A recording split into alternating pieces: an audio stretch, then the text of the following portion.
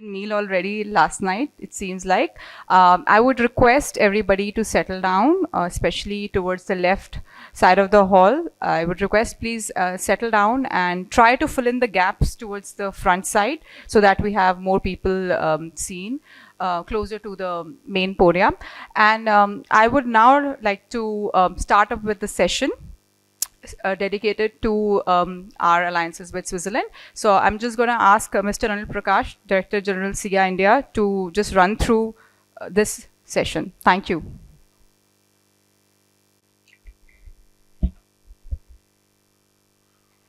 Hi, good morning, everyone. I think this is the first session after the inauguration there in the trees track, and this is starting nothing but Switzerland. There is a delegation of 6 member delegation has come from Switzerland, and they're going to talk about it. It's a mixing kind of thing, and we are very thankful for the Embassy of Switzerland for being partner with us for the India Space Congress 24, and this partnership will grow further. I think the next time we'll have much bigger participation from Switzerland, as we see that there is a lot of potential between the Indian space and the Switzerland space industry is there, and I think we will be hopefully will be signing the next conference, couple of MOUs exchanging with Switzerland and India at our India Space Congress 2025. So I welcome all of you for this country session, and I will now I like to invite my friend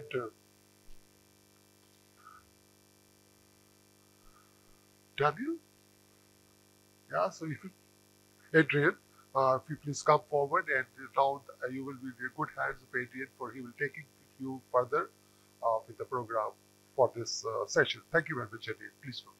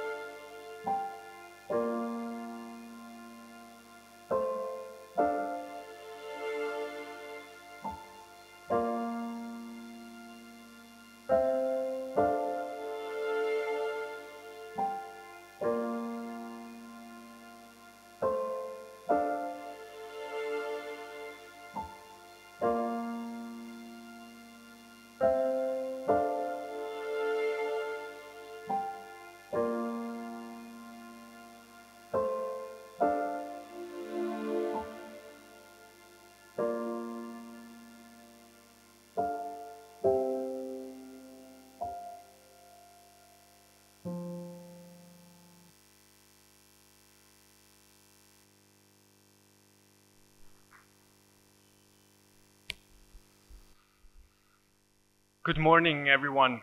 It is an honor to welcome you for the Switzerland country session here at the India Space Congress at the Lalit. The short video that we have just watched has made a point. Switzerland is a space nation, full stop. And as such, it has always been internationally oriented and shaped missions around the globe. These international ties shall be continued and fostered and promoted.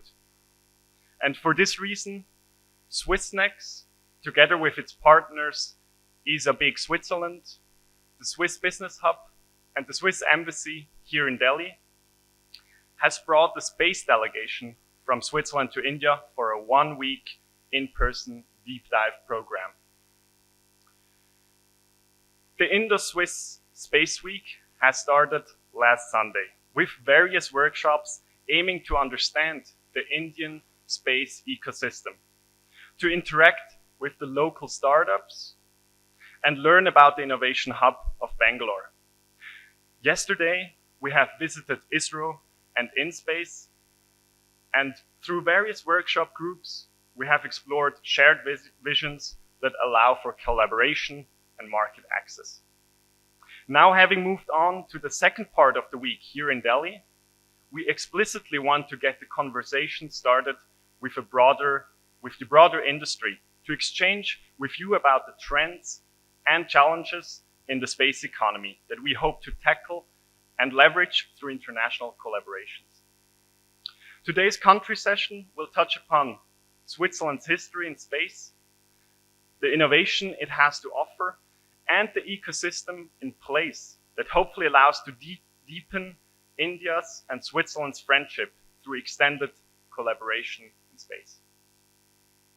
To serve this purpose, we will now have a short series of presentations, and we will then follow up with a short Q&A at the end. To kick off, I now would like to hand over to Jonas Brunschwig, who is the CEO of Swissnex and the Consul General in Bangalore. Thank you.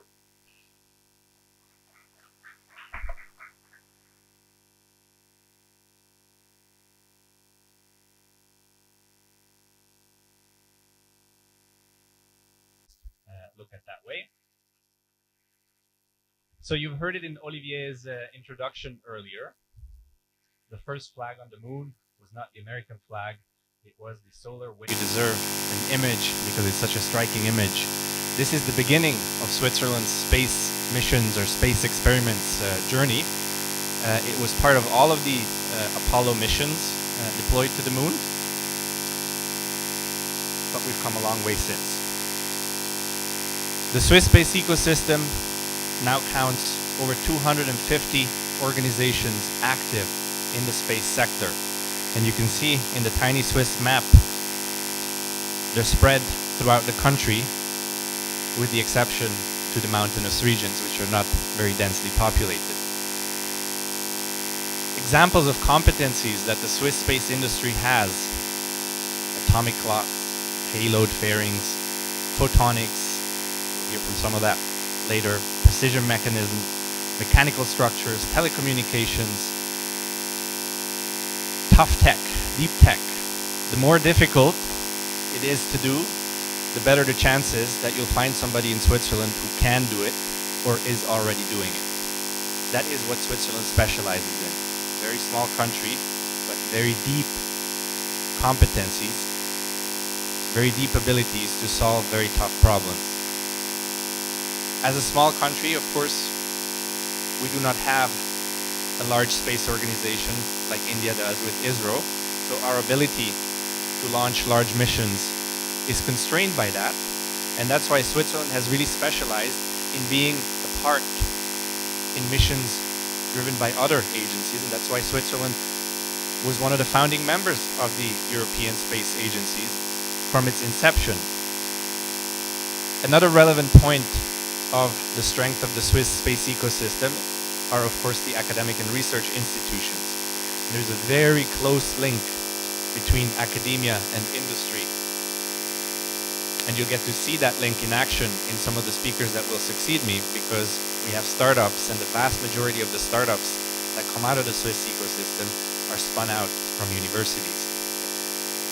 20 scientific and technical institutes that have expertise, again, throughout the country: microgravity, space sustainability, exoplanets, astrophysics, just to name a few. And of course, we have some represented here today again.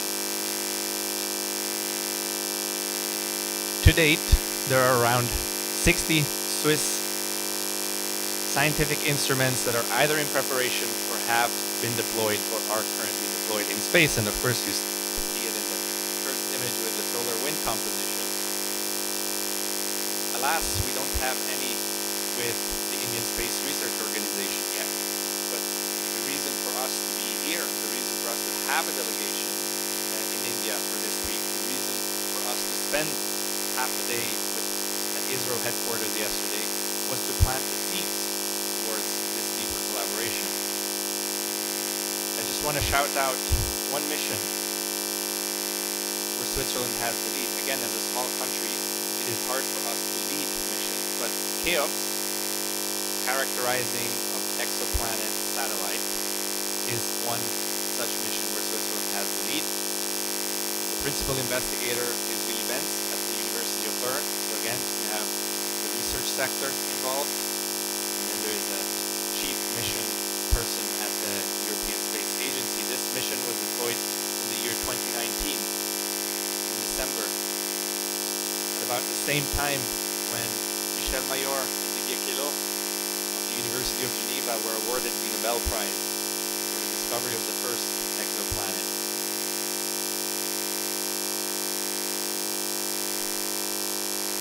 Now I want to talk also about the importance of events, of participating in events like this and in organizing our own events.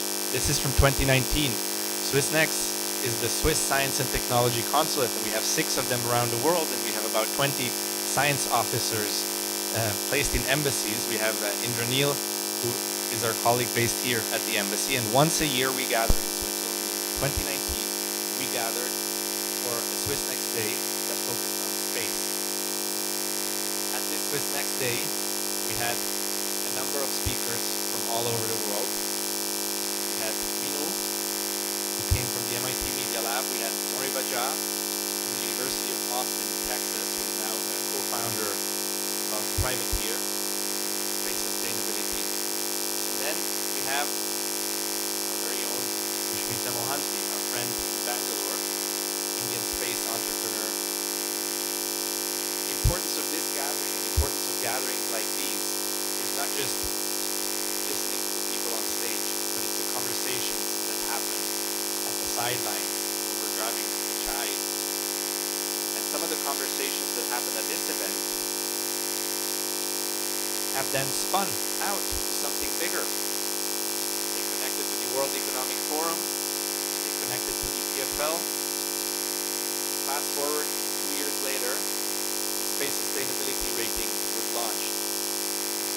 And that event in 2019 was a catalytic moment that significantly contributed to advancing this conversation and launching this important Space Sustainability Rating. And of course, Switzerland, you've seen it also in the video, has a strong focus on sustainability in space, particularly when it comes to debris. It is not just about the past or the present, but it is also about the future. And while I wish that in this slide I could show an example of a future collaboration between Switzerland and the Indian Space Research Organization, we're not quite there yet.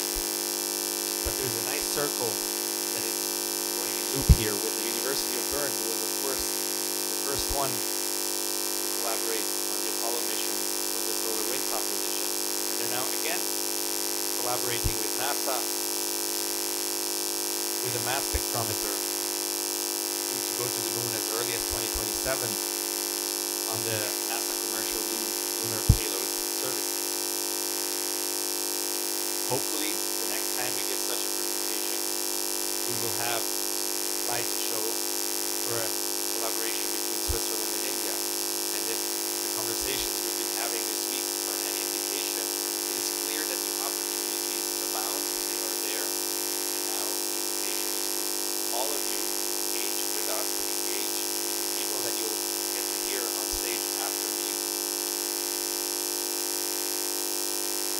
Another point in looking forward is the Cosmos Archaeology,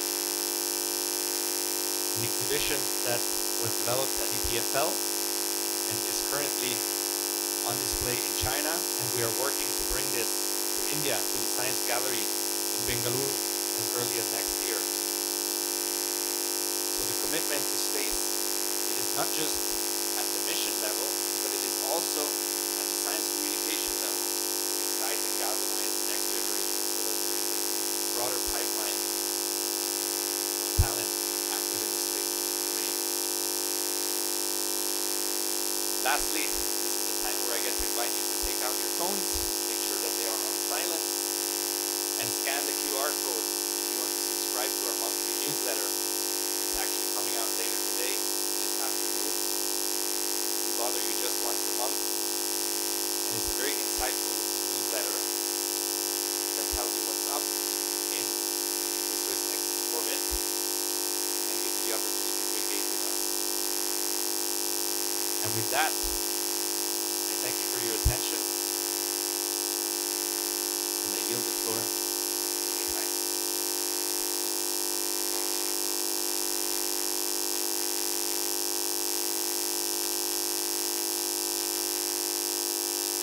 Thank you, Jonas, for a great introduction. Good morning to everyone. Very honored and very happy to be able to present today.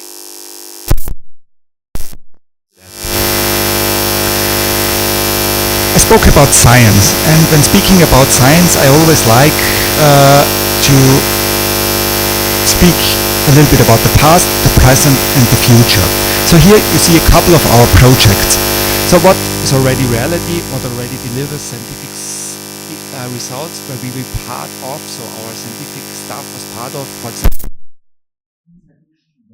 the science people have done a tremendous effort to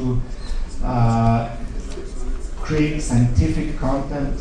James Webb Space Telescope, they are one of the instruments we're coming from ETH Zurich. Now bridging a little bit to the present time, we are working on one of the big European agency flagship projects, the LISA project. We were already part of the LISA Pathfinder project.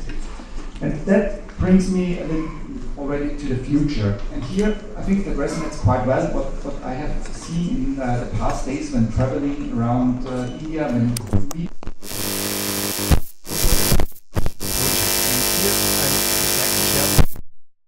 projects that was born out from ETH. It's not one of these projects which were usually top down from big space agencies. Here it's about really pushing the frontier for space-related research by, we call it the LIFE mission, which stands for Large Interferometer for Exoplanets.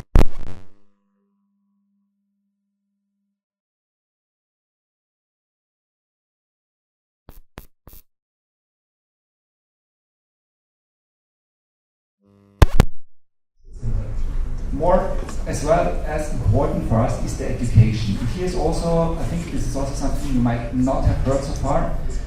We have launched a dedicated master program for space systems. So this is also something which has not existed so far in Switzerland.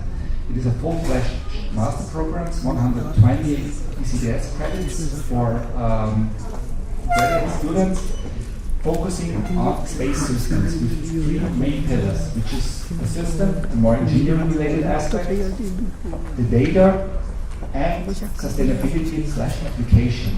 So it's a totally different view compared to this classical existing, for example, space or data-driven, data science-driven master programs or these aerospace space-driven master programs. The first cohort will start this fall. Application will be open again for next year in November. Now I spoke a lot about research, I spoke a lot about science. Now I'm going to shift a little bit here and speak about my second hat.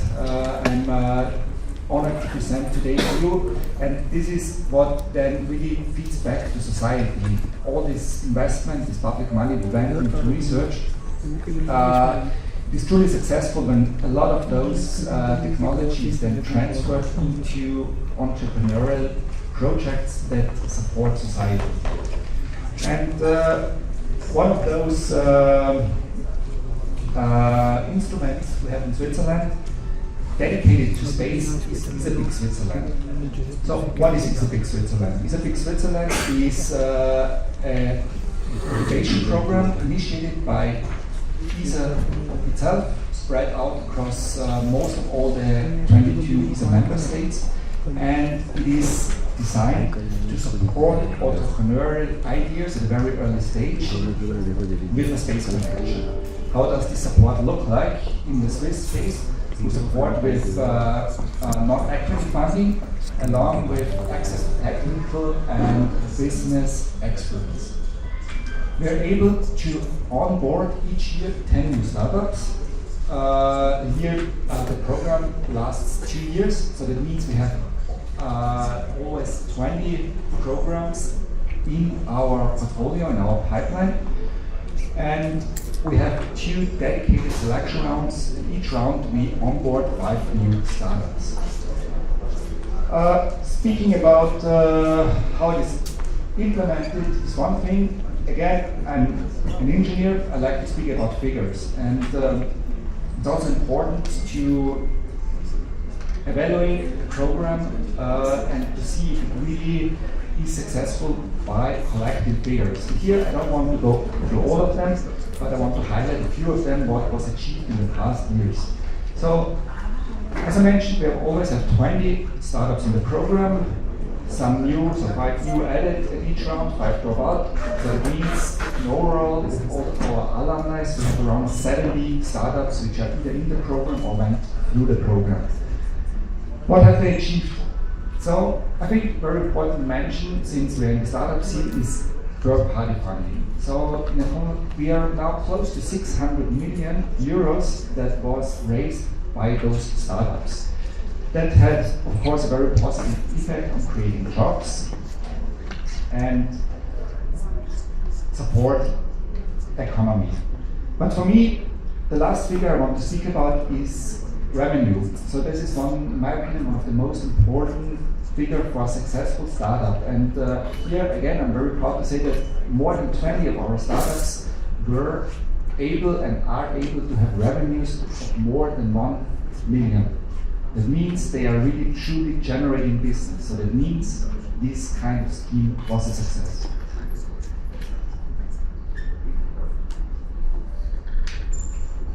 Thank you very much for your time.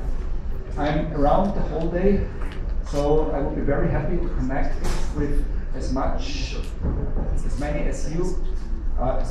as possible from you, and feel free to talk to me anytime.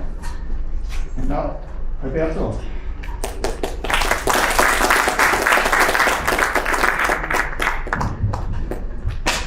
Hello everyone.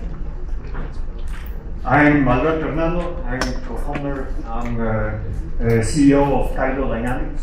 I'm here to talk about the part how space is related with business, in particular with our own business, how we are monetizing space technology in services or other businesses. Wrong button. Wrong button again. I think I messed it up. Sorry for that. Well, Kido Dynamics, we are at the end of the value chain of the space technology, providing location intelligence. What it means, we are taking all the data from the satellites, from telecommunication networks, and also for imagery, high-resolution imagery. And with that data, we transform it into services to business. So which type of business? Who is interested in location analytics? Who can use this data for their business intelligence? First, we have out-of-home marketing. They are always interested to find the best locations for marketing campaigns, right? We also have foot traffic and coordinates analytics, malls. They want to know how people go to the mall, which is the best spot for the mall, how long they stay there. Road traffic analysis, something that we do with this data that we collect from the satellites, is analyzing the traffic, and with that, improving the traffic in many cities. Tourism analytics, with this location intelligence, we can also say things about which are the tourists, the patterns of tourists in many of these cities. And you might be asking how we are doing that with the satellite data. So first, we collect this data and moving it all together. As I was saying, we use telecommunication geolocation from telecommunication networks. We combine with connected cards the information that we get with the cards that have a SIM card in, and also the high resolution imagery from these low orbit satellites. We are right now operating in more than 20 countries. We have 1 petabyte of data accumulated that we are monetizing. And we compute that every minute, every day. This is a huge computational effort, but indeed it's working. How it works, we have a patented technology, how we put all this data together, how we create this product. It's private by design. Everything that we do is aggregated data, so we are not micro-targeting people in particular. We aggregate how many people was in a location, how they were moving. And for us, the quality is a must. We should make sure that the data we provide is accurate. Here, you can see here what I'm talking about. We are taking these images. This is high resolution, it's sub-meter accuracy. We have artificial intelligence in order to count how many vehicles, how many cars we see in the roads. And also how many people we see in open spaces. This is a bit. We can count every dot is a person, so we have this artificial intelligence to count how many dots were there. And then we combine this with the mobile phone information. We have access to this telecommunication company, so we cross the data from the satellites with the mobile phone network, so we can count how many people was using their phones in that area. Right now, we are using terrestrial networks because it's what we have. Every time you use your mobile phone, you get a data point in the network. We collect these data points in the filter very close. It's 6G. We have already the satellite, so your mobile phone will connect directly with the satellites, and this is the step that we are doing, moving from the terrestrial technology to the space technology. Right? So at the end, we put all this data together in order to create this service that is in the cloud. It's an app. We create specialized apps for verticals. So we have the one for tourism, where cities can check how many people is going to the city, how long they stay there, how many nights they spend, which locations they are visiting. We have retail, as I was saying, malls. They are interested to know how long the people is there. If you are going to the mall, how frequency. If you are going to the competitors mall. Mobility, we are working with many cities, with Madrid, Sao Paulo, Rio de Janeiro, and many engineering firms that work for public transportation, trains, in order to understand this mobility of the people, how many people go from point A to point B. We reconstruct the traffic, and they can do better city planning, and OH, out-of-home marketing. This is vertical, very useful, where they want to know if they have a publicity panel in the road, how many people is taking the road, which is the frequency, and how high is the impact that this campaign is having.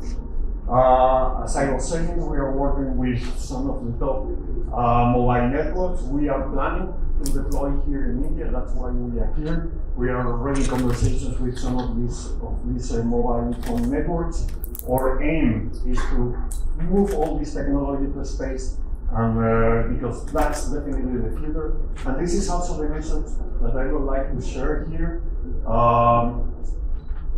Space technology is not only about engineering, it's not only about the science. I'm a physicist myself, I was working in quantum physics, but now is the moment to make also business and services from the space technology. We have to monetize all the effort that is dedicated to the space. And with that, Well, this is an example of all the clients. This is the potential of this industry. Those are already our clients, and the idea is that many businesses, they don't even know that they are already using space technology, and that has to be done, right?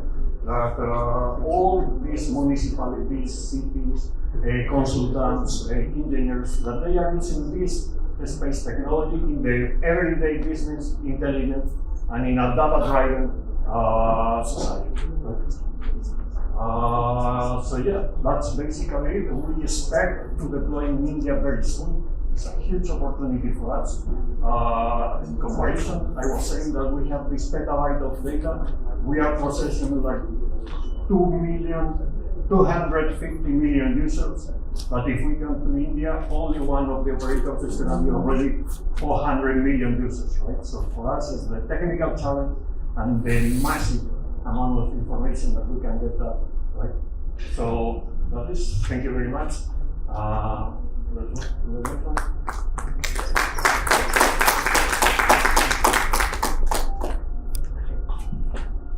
Hello everyone, my name is Agnes, and today I'm excited to introduce to you RE-CAE, a new space company based in Switzerland. So a quick introduction about the company. It was founded by Thibaut and I myself. We both spent a few years in the French Department of Defense, and after years of research and software development, it had brought us to identify this gap in commercial tools, especially when it comes to software-based automation for space applications. So this is the main reason why we launched RE-CAE, and our vision is to help shape the future of space exploration with a sovereign spacecraft operating system. So today we are all in a new space race. Our daily lives and almost every industry depends on satellites. As of 2023, there were 11,000 satellites in orbit. We are racing towards 65,000 in less than 6 years from now. And this is also a race that brings many dreams of remote planetary exploration, space tourism, and even bountiful asteroid mining. Now, most of these dreams are out of reach, and the major obstacle is the heavy cost and the technological complexity of space operations itself. Now, the current paradigm of space operations, we have to control a satellite or a spacecraft from ground control. This takes up 80% of mission time. Compounding to these challenges are the communication delay, and above this, the growing issue of space debris is becoming a mission by itself. So when a satellite operator receives a collision alert, this means extra manual labor, additional fuel consumption for the satellite itself, and also mission timeline delay. So RE-CAE wants to tackle all these challenges, and we are bringing to the table an automation tool to help optimize space operations, especially mission control. So the software serves as a end-to-end fleet management tool with high fidelity precisions and allow for collaborative mission planning, and with the objective to help mitigate risk and make better decisions during space operations. Our software leverages high-performance computing, which allows for exact orbital parameters computation using real geometries, and also to run maneuver checks in a very short amount of time compared to existing commercial tools. Here is an overview of the range of automation tools that we have developed since we started. We want to cover 2 main processes in space operations, which is the planning process and also the analysis and anomaly resolution process. Our products are divided to 3 main categories. The first one being mission planning, where we offer solutions like high-fidelity pre-designed simulations, aerodynamics coefficient calculator like curve simulator, and GNC capabilities. The second module covers flight dynamics analysis, where we include attitude and orbital propagation, conjunction analysis, massive maneuver check, and atmospheric re-entry prediction for end-of-life management. And the last module is spacecraft analysis automation, which includes predictive maintenance and adaptive planning to optimize the maintenance schedule of a spacecraft itself. Here's an example of what a user could see. We have our solution is a cloud-based web application. Users will have a dashboard, but of course, depending on the need of the user, we also offer APIs or local SDK. This, for example, is the fleet management dashboard. And then we also have the atmospheric re-entry prediction solution. Now I'm going to take some time to highlight our atmospheric re-entry solution, because this is the origin and the core technology of our software suite. I'll first introduce what is atmospheric re-entry. Re-entry is when an object re-enters the Earth atmosphere and descends towards the surface.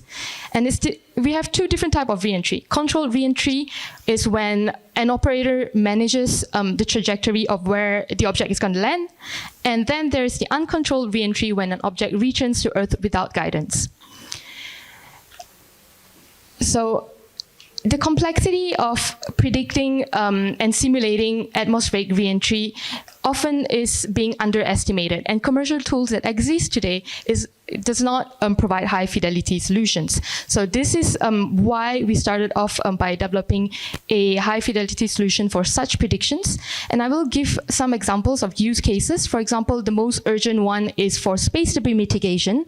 I'm not sure if all of you heard about it. 2 days ago, a family in Florida actually filed a lawsuit against NASA because a piece of the battery that was dropped off by the ISS hit their home.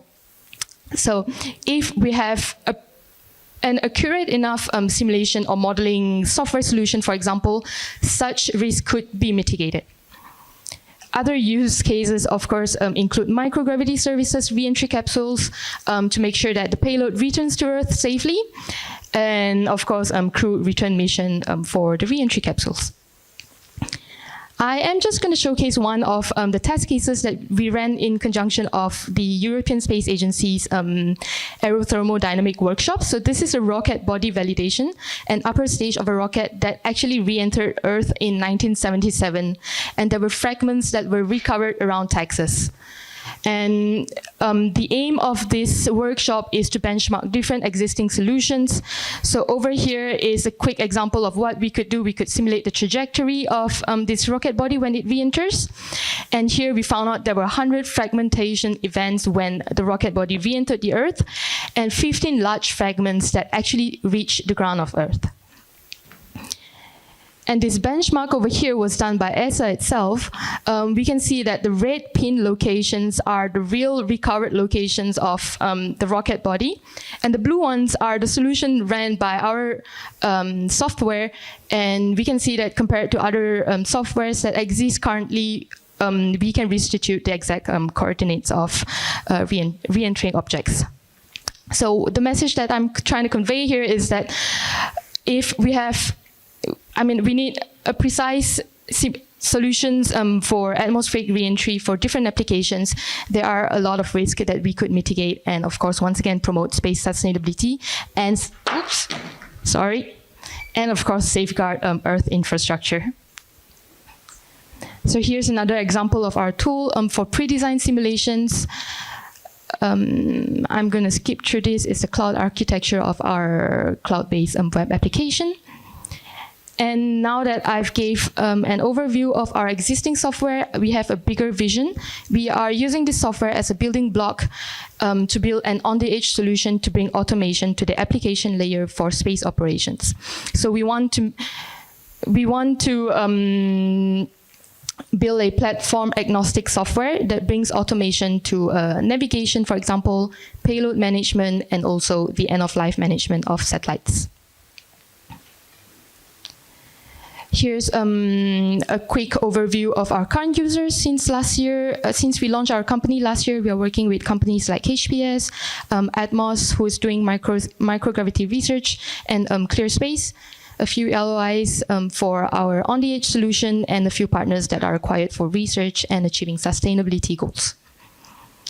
So that's all from me. Thank you very much for your attention, and I'm looking forward to connecting with everyone. Thanks.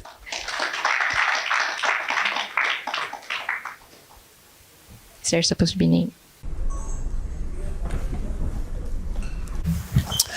It's quite usual to talk about Switzerland by mentioning its watchmaking industry, and so the risk of being not so original and a bit redundant, because it's already been made in the several introductions. I will kick off with the watchmaking industry. So there's a number of common elements between the watch industry and the space industry, which is, well, watchmaking industry being a pillar of the Swiss economy. First common element being innovation, obviously underpinning the whole industry and enabling the industry. The need of reliable system and components. So you wouldn't expect your 100,000 Swiss francs watch to break after 5 or 10 years.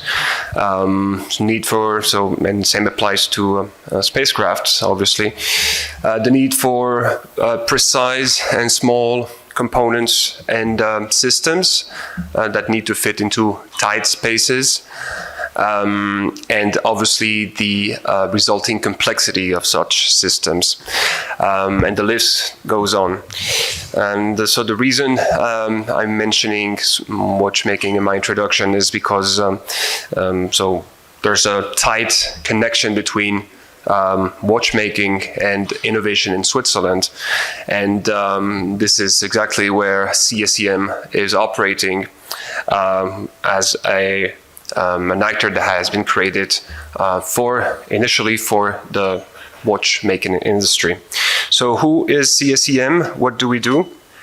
Slight issue with the slides, sorry about this.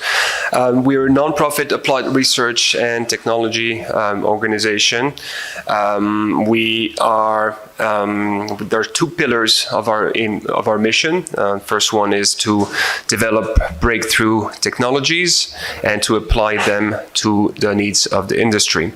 So we work in collaboration with academia. We usually pick up innovations with innovative outcomes of coming out of academia from around TRL 3. And we mature those technologies up to a TRL of about 6 or 7 until we transfer that to our industrial partners that will then move on and industrialize, then commercialize these technologies into innovative products.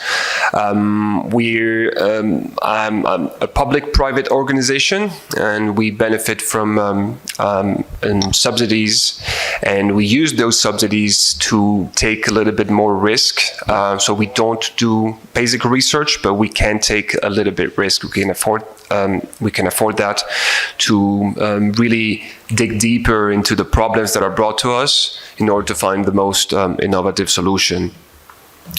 I just mentioned a few of our peers in Europe that you may recognize, just that are bigger in size, but very similar to us in many ways. I can cite IMEC, the Fraunhofer Institute, TNO, and so on. And so we're about 600 employees, so much smaller in size. And we were founded just 40 years ago. So what about space?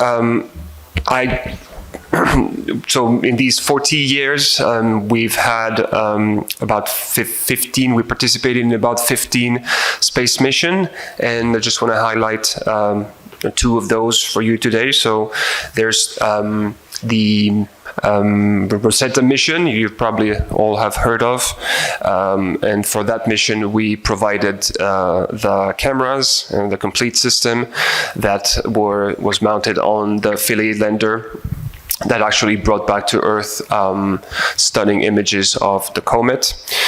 And another example I can mention, an upcoming mission at ExoMars. So you probably have seen that in the video. In ExoMars, we designed and manufactured a mechanism for the camera, so a focusing mechanism for one of the cameras that will be installed on the rover Rosalind Franklin.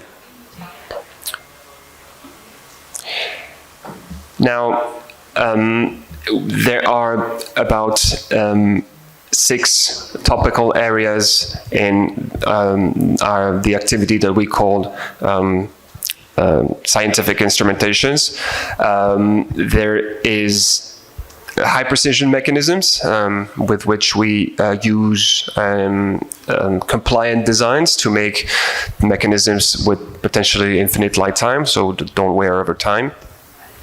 Advanced manufacturing, including then additive manufacturing and what goes beyond also additive manufacturing. In the quantum world, we work on frequency comb generation, miniature atomic clocks, and stabilized lasers. And we also work on flash imaging LiDARs. So we usually work on the system design, sometimes on the manufacturing and deliver complete flight models, also qualification, and the most mature technologies that we have that makes us a reliable ESA partner are for atomic clocks and LiDARs, and this is I will just zoom in on these two topics today. Miniature atomic clocks, so we make flat form designs and low profile atomic clocks with a thickness of about, inferior to 5 millimeters. We provide ultra low power integrated electronics for the full atomic clock, so with power requirements of only 45 milliwatts or less. And we're currently working on the new generation of atomic clocks based on rubidium 2 photon transition. And the second example I would like to cover is LiDARs. So we do system integration and design. We specifically focus on the miniaturization of these systems. So currently our design has about 5 kilograms with a form factor of 20 by 20 by 10 centimeters. So another feature is the high spatial resolution of our LiDARs. And the application I'm showing here on the right side of the screen, unfortunately the videos don't work, is an example of demonstration, in-orbit demonstration of our LiDAR in space during the Remove Debris mission that took place in between 2018 and 2019. So I think that's all that my time allows me to tell you today. I'll be glad to take this discussion further. I just want to end saying that I was, so during this week was a very eye-opening week for me and for our organization, and we were obviously surprised and very astonished to discover this space industry in India. And and I do hope that Switzerland can contribute to these very ambitious goals of Indian space. And hopefully also with CSEM. So thank you very much for your attention, and come and see me if you have questions later. Thank you. The back, maybe you can quickly identify yourself and say who you address your question to. Yeah. So my name is Dr. Chaitanya. I'm on the advisory board of SIA-INDIA, and I was so pleasantly surprised and happy to learn about Switzerland's contribution to Rosetta. I spent 7 years with the Rosetta mission, so I just heard about Philae lander, and that rekindled my memories. I was a PI of one of the instruments which was searching for organic molecules on the surface of the comet. It was called COSAC. So that rekindled my memories. Thank you so much. Now my question is that both Switzerland and India are now signatories to the Artemis Accords. And there is immense potential for Indian and Swiss private players to join hands and carry out lunar exploration missions. And why just restrict ourselves to the moon? It could be asteroids, it could be Mars. So what kind of synergies do we need to create between the private entities as well as the academia industry interfaces in both the countries to come together to execute these kind of missions? India has launch capabilities. India has spacecraft bus manufacturing capabilities. What we need to get together are companies that can build payloads. What could we do next? There's immense potential. Thank you very much for the question. Maybe I can start quickly, and if there is a delegate who wants to take this on, happy to pass on the microphone. But I think it's exactly these formats that we have built on now. This 1 week program where we start the conversations, whether this is industry to industry or industry to government or from startup to startup, to actually understand what are the different needs, what are the different capabilities, and then define an action plan for the next steps. Also, from our side, we can say this is not the only event that we are hosting right now. We want to take this topic forward. We want to bring more space delegations in the future. And as I said at the beginning, we have visited also with ISRO, with InSpace, to understand actually what are the steps that we can complement our capabilities. I hand it over also to Michael from ISABIC and ETH. Thank you very much for the question, and maybe allow me to comment on that. Maybe it's a little bit the Swiss perspective, but it could also be quite similar for the Indian side. From a Swiss perspective, to catalyze such a thing, I think we have to come bottom up with good ideas. This is how Switzerland works. Switzerland is a bottom-up country. So we sit together, we discuss ideas. If there's a good idea on the table, we try to make it work. Making working can be funding. Here we have different layers. And especially you are speaking about lunar projects. It totally resonates what we are doing, going to asteroids. And the first thing is exactly what Adrian said. Events like that, sit together, meet, brainstorm. I think this is then the follow-up. If you have met and you have connected and you are on this common basis, you have to talk about concrete ideas. I'm not talking about project ideas. That's the first thing. These ideas then have to be in my opinion, as a seed. And this seed has to be grown by acting on different dimensioned angles. If it's a commercial project, has to deal a lot with venture capital. If it's a governmental project or this Rosetta type of missions, we have to see with the governmental bodies how to get it working. But again, this is at least our perspective, bottom up, sit together, create a funnel of ideas. And of course, there is a high chance that those ideas might not, or not all of those ideas will be ready, but some of them will. And that creates success stories, and success stories creates desire. And that is usually the ingredients for a flourishing cooperation. Up of today, and I hand it over to Edgar Fernandes. Thank you. So, hello everybody, nice to meet you. I'm Edgar Fernandes from Menhir Photonics.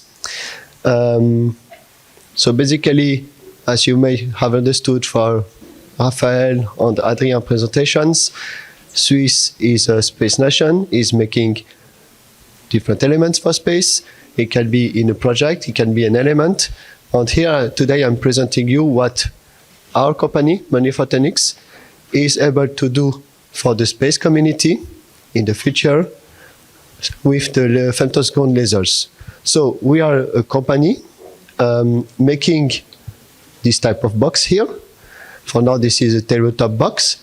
But the idea is that we can bring that to the space industry by miniaturizing it. So one of the solutions that we can bring with this type of lasers is about frequency reference on clocks. For the moment, we are relying on electronic technologies in order to run our world. The idea is that photonics, so making calculations on process with photons instead of electrons, can help a lot improve or simply revolutionize the way we make our world today.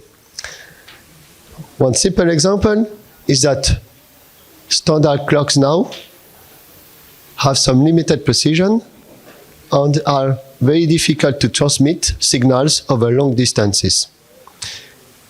with optics, with photonics. Actually, you can transfer it in optical fibers. Think about all the telecom network that were developed around the seas. We did use quite fast optical fibers instead of telegraphs and so on. And this is much more precise as well. So, what are the type of applications where we can bring a lot of value? Well, it can be in all applications linked to computing. Okay? It can be for the generation of the photons. It can be for the clocking of the boards. It can be for the clocking of the CPU. We are going as well now to photonic-based computers in quantum computing and so on. And so having a photonic platform, which is the mirror of the electronic platforms that we have now, is one of the key elements. Synchronization, precision timing, and so on is one of the other type of applications that we forget. GPS-free navigation, optical communication as well. The idea is always to bring photonics, where actually we have now using RF and electronics. Okay?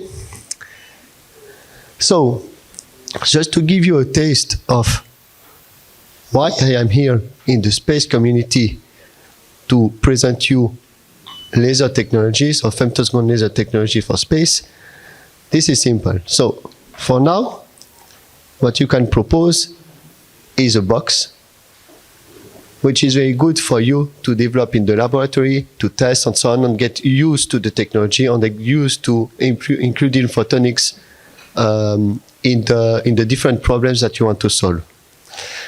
But the idea is that we don't want to stop there.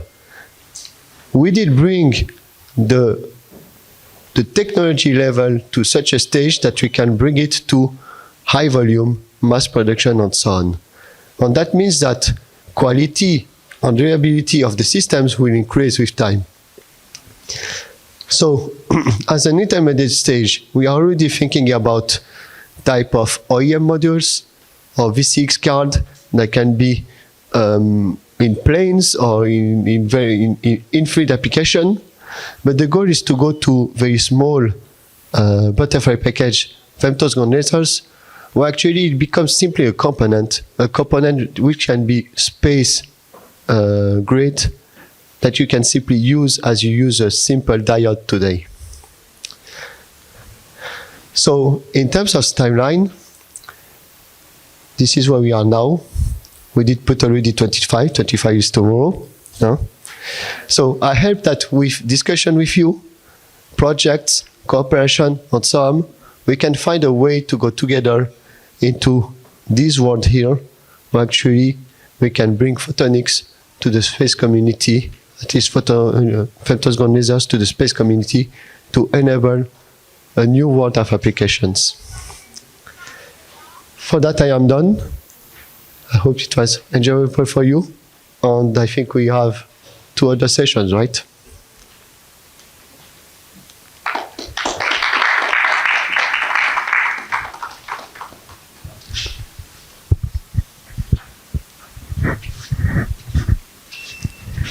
Indian deep tech startups, we started working with a lot of entrepreneurs here. One thing that clearly came out is access to risk capital in India. There are hardly a few deep tech funds that exist, and growth capital for deep tech entrepreneurs where there is longer gestation period and there are having the need for higher risk appetite is missing in the Indian funding ecosystem. Second thing that very clearly came out was a lot of the engineering, hardcore engineering talent were moving to countries like US, building for those countries and succeeding there. Engineers did not want to stick to India because of the lack of infrastructure and lack of that ecosystem to enable growth. To be honest, one data point, I'm an IIT Bombay alumni myself, and IIT Bombay last year filed 449 patents, but hardly 12 startups came out of IIT Bombay. A lot of the research that began in IIT Bombay just stuck till, TRL3, TRL4, and then it sort of died out after a patent was filed, and there was no infrastructure again to enable these researchers to become startups. And that's when we sort of realized that the deep tech ecosystem currently exists in a lot of silos. India has access to a lot of talent. Europe, countries like Switzerland, Europe has access to a lot of knowledge and infrastructure. US has access to customers, early adopters of this new technology, which has to sort of be brought together. So we at RE-CAE Ventures are wanting to try to create this ecosystem, bring everything together, and make that deep tech ecosystem thrive. First, on the capital front, we launched RE-CAE Ventures, our Fund 1, which invests in early stage deep tech startups. We currently have 5 startups in our portfolio already, and we are sort of building up towards that. We've also started partnering with the right venture capital funds and banks, investment banks, to sort of fuel a lot of growth capital, which currently doesn't exist in India. VC funds like Celesta Capital, E2MC, and even LGT for that matter. We are partnering with the right institutions who can bring in that risk capital to the Indian entrepreneurs. Second big thing that we've started doing is RE-CAE. RE-CAE is India's first space tech accelerator, where we are sort of enabling a lot of early founders in their 0 to 1 journey, help them build the product, take them to the prototype level, and then raise capital from the ecosystem. We recently, by the way, our first cohort graduated very recently, and we had a lot of inbound during our demo day, because of which we sort of saw a lot of interest in, getting started with the second cohort very quickly. We also, to nurture the talent from the Indian ecosystem, we also work with the foundation which essentially works very closely with Cisco in enabling a lot of cybersecurity engineers become entrepreneurs and think from that entrepreneur mindset. And we've been working very closely with that foundation to be honest, cybersecurity is just the starting point, but we want to sort of cover the breadth of the entire deep tech and the engineering ecosystem of India. And the third thing I think Jonas also called out, the institute partnerships, right? So we are very closely partnering with institutes like ETH Zurich, Cambridge, IIT Bombay, in terms of collaborating on the technology, creating those technology transfer setups which can sort of enable a lot more knowledge transfer and discussions which are currently happening independently across the 2 countries. We have also started Banyan, which is essentially a place where we are accessing a lot of grants from the European ecosystem, enabling a lot of technology development to happen via that access to those grants and translating them to potential startup ideas. Now, to execute a lot of this, we need a strong team. So one, of course, I am based out of India here. I am an IIT Bombay alumni. I used to head strategy for a unicorn in Bangalore before this.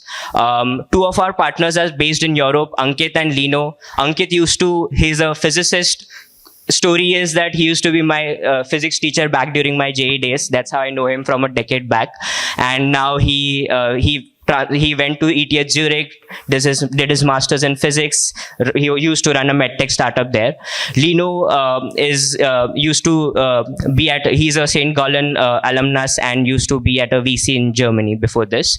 And Shubham, of course, he's a prodigy hacker, again, another ETH Zurich alumni, currently in San Francisco. He used to lead cybersecurity for Coinbase.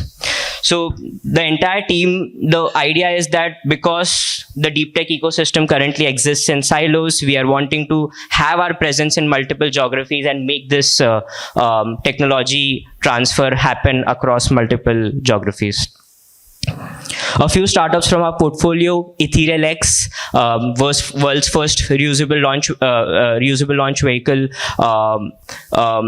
We were the first investors in the company. We enabled EtherLX to join the Beyond Gravity program in Switzerland and enable technology validation happen of the ideas which founders like Manu and Prashant were thinking here in India. Signature Biosciences is an Imperial College spin-off, which is sort of democratizing breast cancer prognosis by a lot of instrumentation which is accessible at multiple diagnostic centers across the world. Earlier, which used to take 7 to 8 hours in terms of the prognosis to get completed, they've demonstrated it within a matter of a few minutes, and they are now in the phase of their clinical trials, and they are a YC alumni. And Manastu Space, doing green propulsion for satellites, another IIT Bombay DRDO alumni. One of their biggest contracts is from a French satellite company, and they were the first backers for Manastu Space in terms of the technology that they are trying to build. So there is a strong reference to how India and Europe have sort of a lot of synergies in terms of technology, talent, and infrastructure which can be leveraged, and these are some examples from our portfolio that we've sort of enabled in the last 2 years. One specific case study that I wanted to talk about is EtherLX, and this specifically because this also establishes a strong connect between India and Switzerland via the Beyond Gravity program, where we pioneered the partnership with Beyond Gravity and made the incubation happen and establish a strong technical moat for EtherLX in India, which sort of helped them to build their first most powerful reusable liquid rocket engine, 40 kilonewton engine, but first time by a private player in India, which again has been on track, and over the next 6 months we are going to be ready with the engine completely. So yes, this is briefly about what we at Riceberg Ventures do and how our connect with the Swiss ecosystem has been very strong. And we realized that a lot of these gaps and silos of the deep tech ecosystem can be filled in via bringing everything together. Thank you. With the Swiss Business Hub.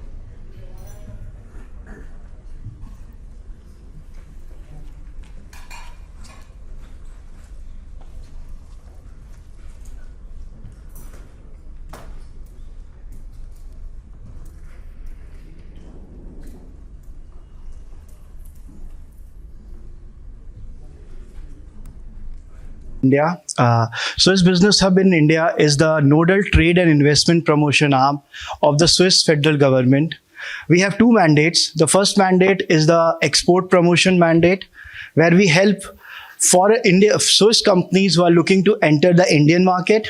And the second mandate is the investment promotion mandate, where we help Indian companies which have a play for Europe. We try to bring them to Switzerland. So I'll start with my presentation actually. If you know that Switzerland is very well perceived in India, but primarily as a touristic destination. But apart from being a very touristic destination, it is also a very innovative location. And I would want to give you a glimpse of some of our innovation things that you encounter in your day-to-day life. I cannot have my slides till now, but if you know about Siri, so Siri, if you know about this thing called LSTM, which is the long short-term memory, which is the underlying technology. Just give me 1 second. So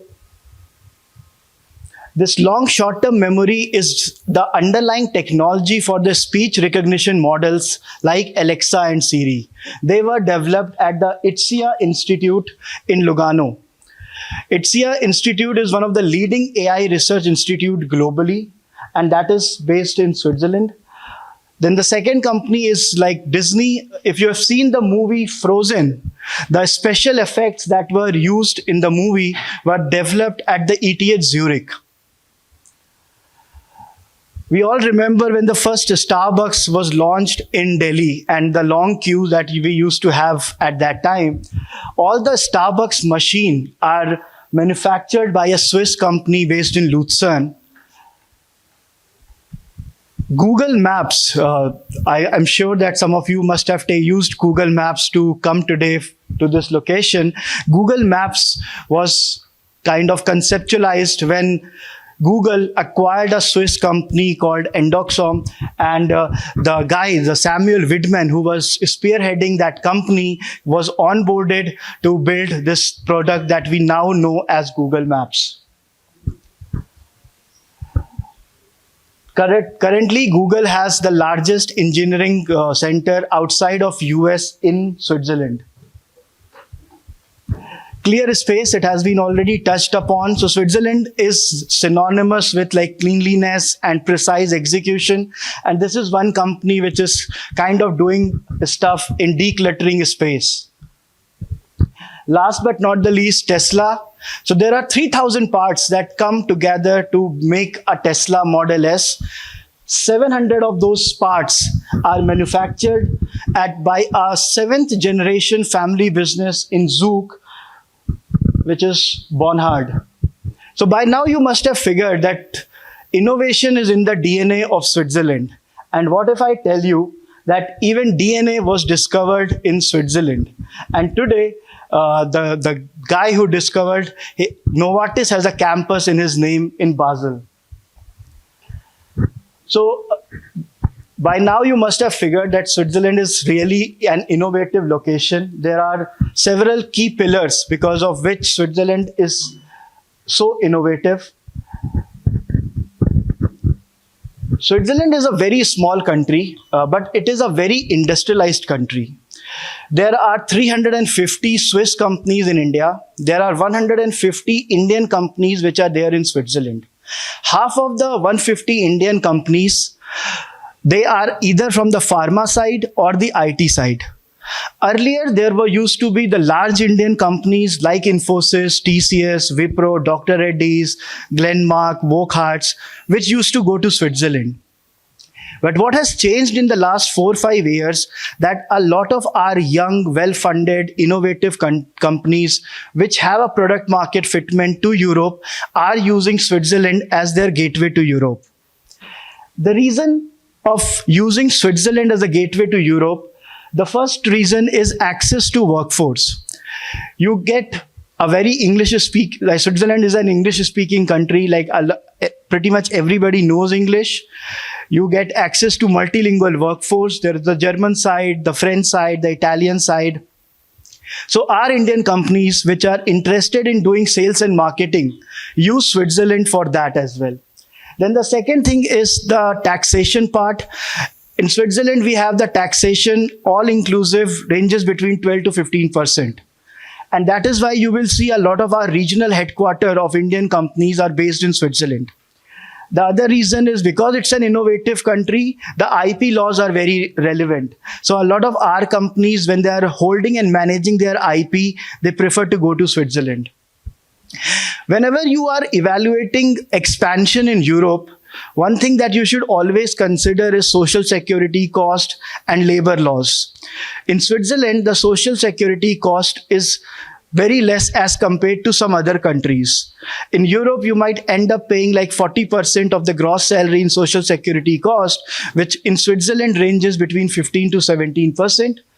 And similarly, the labor laws in Switzerland are pretty straightforward.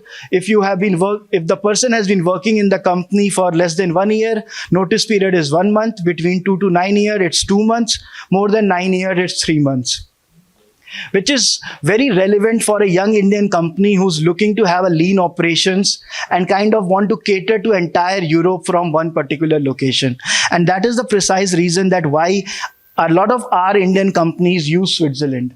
Of course, there are a lot of MNC which are headquartered, so the key decision makers of various companies are there, and then there are multilateral bodies and a lot of think tanks in emerging technologies as well. The reason that Switzerland is able to find access to talent is a strong vocational education program that they have. Also, because there are a lot of MNCs headquartered, a lot of foreign people come to Switzerland, and there are world-class technical universities like ETH Zurich and EPFL Lausanne.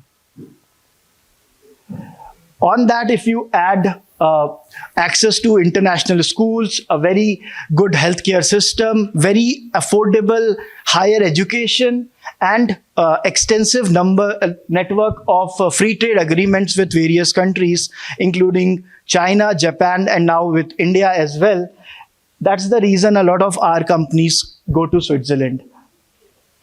And this is why we have been consistently been on top for last 13 years when it comes to various innovation rankings. We have a very strong space tech ecosystem as well, especially when it comes to time measurement. Switzerland is very strong in that domain. These are the various research institutes that we have in Switzerland. If I have to summarize this slide, I'll just say that basically Switzerland is one big incubator. And if you are doing something which needs cross-pollination between various industries and sectors, that is very much possible because it's a small country which is very well connected. Last but not the least, Switzerland is, of course, a small country, but it is divided into 26 cantons. These 26 cantons, they compete aggressively to attract foreign direct investments in their respective cantons. They all have their own focus areas and the kind of cluster that they want to nurture. And that is where we work with Indian companies to build a business case for them for Switzerland. We kind of handhold them in the entire transition of setting up their offices in Switzerland.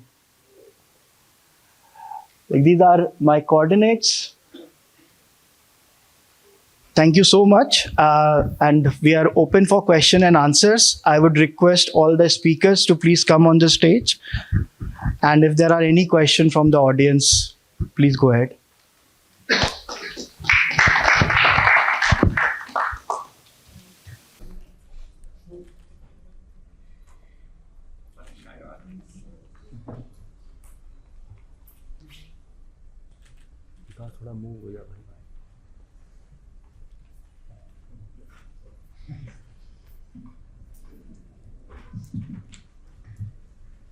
As part of the Indian Space Research Organization during my career, and was studying the soil propulsion activities of ISRO. After my retirement, I am currently the Chief Executive Officer of Kerala Space Park, promoted by Government of Kerala.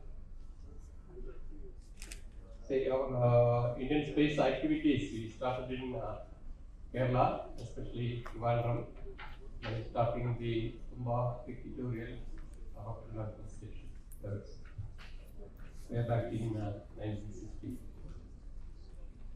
And today we have almost 3 major centers of ISRO sitting within Trivandrum, the Brunschwig Space Center, which is the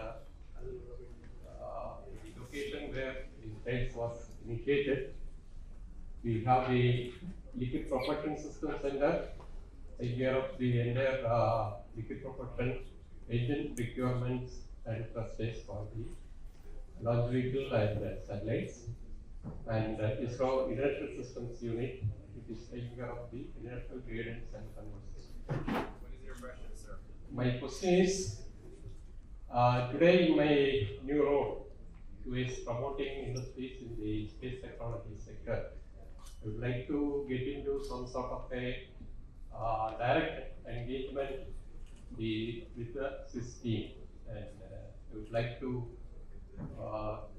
take our industry ecosystem based out of Kerala to the Swiss team. So I would like to get the connectivity. So suggest what way you can proceed. Yes. Thank you. Can we quickly take another question from the crowd? If not, then should we continue, or you have the last speaker? Sure. So we'll have Mr. Edgar conclude. Good. Thank you very much. To conclude, I would like to express the gratitude from the Swiss side to the audience who have shown the curiosity by being present today. I think you've got a glimpse of a very diverse delegation, and please continue the conversation after the session that we're now closing. And if during the session you were wondering what's inside the red bags on the side, unfortunately it's not Swiss watches, but I think they're still worth to have a look at it. Perfect. I wish you a great session, further session. Bye bye.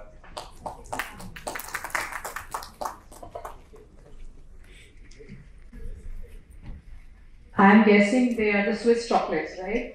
Probably. Okay, so what a wonderful session. Ladies and gentlemen, can we have a round of applause for this beautiful presentation? I know nobody has questions. That means no news is like nothing is good news, right? So now we will move on just to give us a memento to everybody from this entire team who's presented as part of the association with Switzerland. So I'll have Mr. Gschweitl over here as a board member of SIA-INDIA. He will present mementos and a token of gift to everyone. Yeah. Can we have a round of applause? Thank you. We have a picture as well.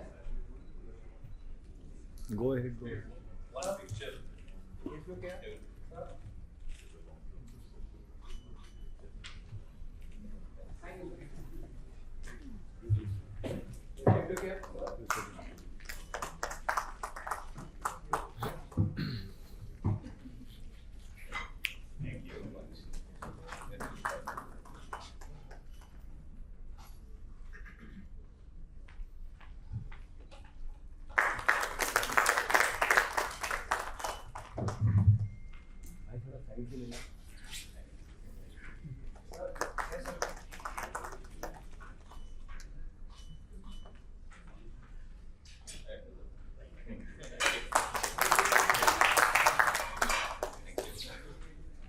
So can we have you in the middle for the last picture, everyone? Yeah. Group picture. Thank you. Yes, okay.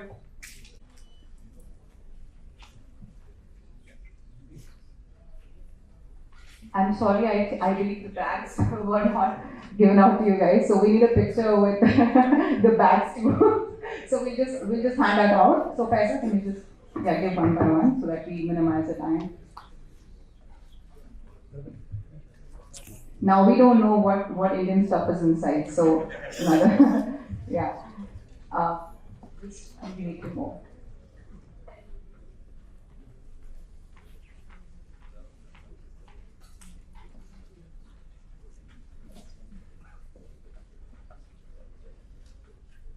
Yeah, can we have just one last picture? Sorry, so much of it, but yeah, just one last picture. Yeah. Being a part of the first session and a full house, I would say, can we have one round of applause? And just a small announcement before, ladies and gentlemen, you leave. I think you can see, from the podium. I'll just do an announcement. Sure, and take it from the white table out there. So just so we have the next session at 2:30. It's basically a space startup mixer program, and it's going to be one of its kind. We have so many people joining in. So join the space startup mixer session to connect with entrepreneurs, mentors, investors, and industry experts at 2:30 at Regal Hall. Post lunch, I'm going to see you all, and I hope it's going to be a full house too. Thank you, ladies and gentlemen.